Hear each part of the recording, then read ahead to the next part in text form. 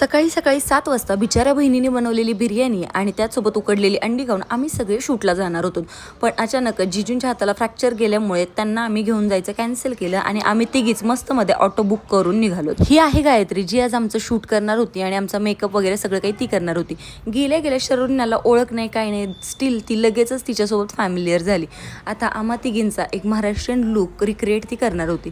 या सगळ्यांमध्ये शरूचं असं झालं की मम्माला जसं करायचं सेम टू सेम मला पण मेकअप करायचा आणि तो गायत्रीनंच करायचा.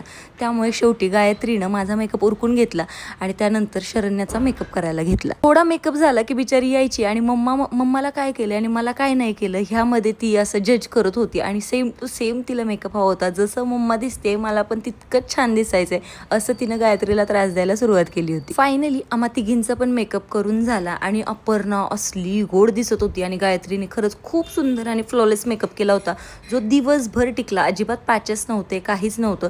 तुम्ही आमचे हे शूट बघितले असेल, हे ॲक्च्युली पाडवाचे शूट्स होते आणि हे बिहाइंड द सीन्स आहेत. माझं शूट सुरू असताना शरण्याचं इकडे वेगळंच काहीतरी चालू होतं आणि या सगळ्यांमध्ये कॅमेरा दिसला की ती चिडचिड करत होती आणि म्हणायची मला खेळू द्यात, माझं शूट तुम्ही करू नका.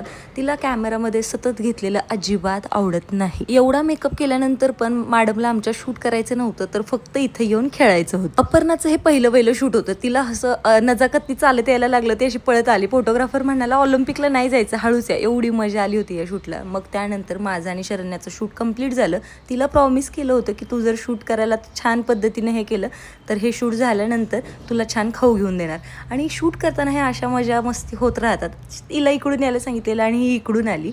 त्यानंतर मात्र जसं जसं इन्स्ट्रक्शन्स तिला दिल्या तसं तसं तिनं त्या सगळ्या काही फॉलो केल्या आणि एकदा शूट संपलं की बाबा तिनं लगेच तिच्या माऊला घेऊन खाऊ घ्यायला ती पळाली आणि दनी येताना तू माझा खाऊ का खाल्ला म्हणून या दोघींची भांडणं चाललेली आणि लास्टला हिचं रडणं पुडणं चालू होतं. पूर्ण दिवस गेला पण शारदाताई आणि गायत्रीने केलेला मेकअप मात्र मस्त मध्ये टिकला. भेटू पुढच्या ब्लॉगमध्ये.